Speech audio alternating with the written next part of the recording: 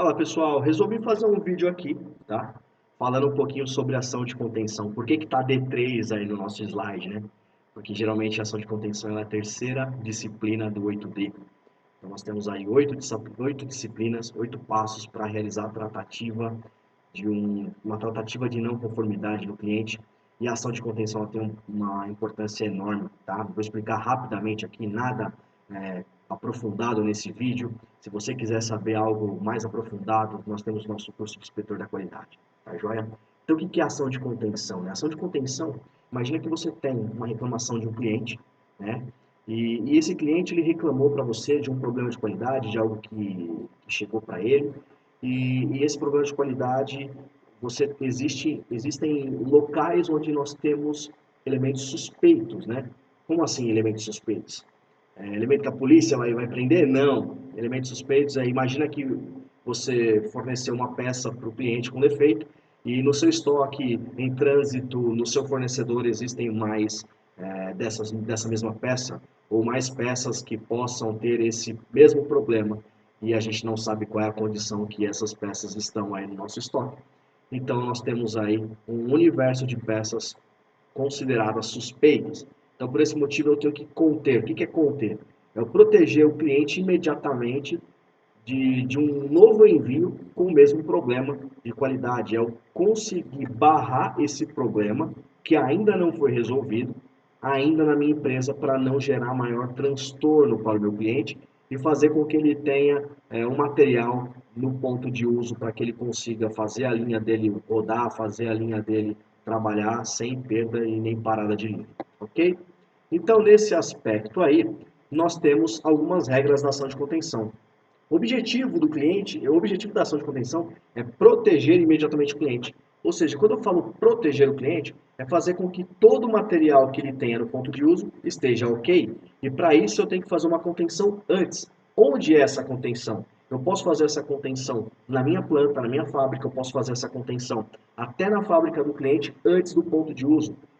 Lógico que quem vai ser responsável por isso é o fornecedor causador do problema, ok? E aí, seguindo aqui, ó, eu tenho que determinar a ação de seleção de trabalho. Naquele universo que eu tenho como material suspeito, dentro do meu estoque, dentro daquilo que ainda está indo para o meu cliente, está em trânsito, ou até dentro daquilo que está no estoque do meu cliente, mas não foi aberto a seleção, não foi visualizado para saber se existem mais peças ou produtos na condição não conforme, eu tenho que fazer uma contenção, tenho que determinar a seleção e, se for possível fazer o retrabalho, eu tenho que retrabalhar essas peças. Isso é ação de contenção, tá? Eu tenho que verificar a peça no processo, no estoque, em trânsito, no cliente, ou seja, em todo local onde exista a situação vulnerável dessa não conformidade. Então, essa não conformidade, existe a possibilidade de ter em algum desses universos, em algum desses ambientes aí, então você tem que fazer uma contenção 100%. Você tem que bloquear o estoque, não pode mandar isso daí para o seu cliente antes de passar por uma seleção, antes de passar por uma contenção, ok? Isso aí é muito importante. A ação de contenção deve ser implementada em 24 horas. Aí tem muita gente que me pergunta, pô, Cláudio, implementar em 24 horas, eu tenho um estoque aqui que se eu for fazer isso eu não consigo fazer em 3 dias. Né? Quando eu digo implementar, eu não digo que você tem que selecionar o estoque inteiro, você tem que implementar a barreira em 24 horas. Ou seja, a partir daquele momento, tudo que for enviado para o seu cliente tem que passar por essa barreira que foi implementada em 24 horas. Pode ser que o seu estoque demore 3, 4 dias para passar por essa barreira.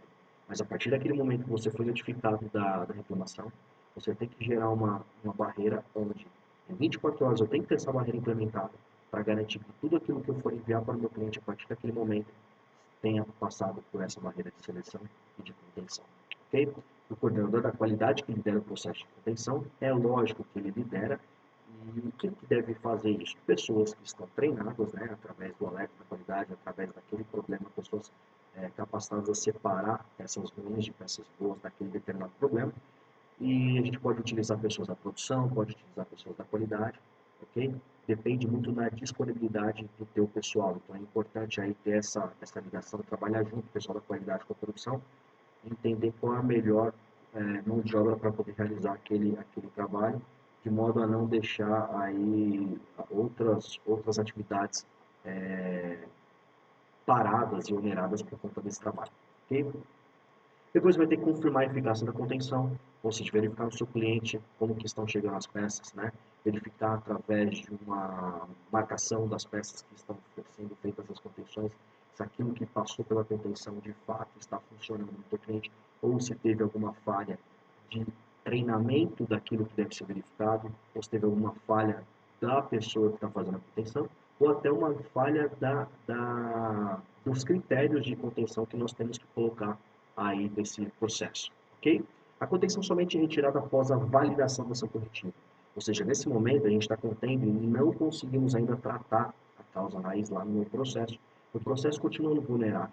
Mesmo depois das ações implementadas, coisas que a gente vai ver ainda nas outras disciplinas, né? Na disciplina número 5, que é a implementação do plano de ação, eu tenho que fazer a validação para ver se aquele plano foi de fato eficaz.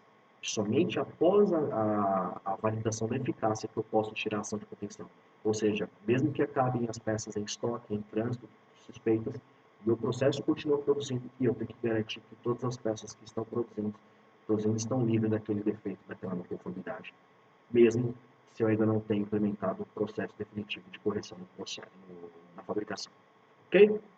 Uma ação de contenção eficaz minimizará o efeito que o programa trouxe ao cliente, e aí você vai conseguir aí ter um respiro e fazer com que a sua análise de causa raiz, os seus próximos passos tenham um maior sucesso. Espero ter ajudado. Novamente, eu repito, isso aqui é um conhecimento superficial, tá, para a gente aprender muito mais no nosso curso de inspetor da qualidade. Grande abraço e até o próximo vídeo. Valeu!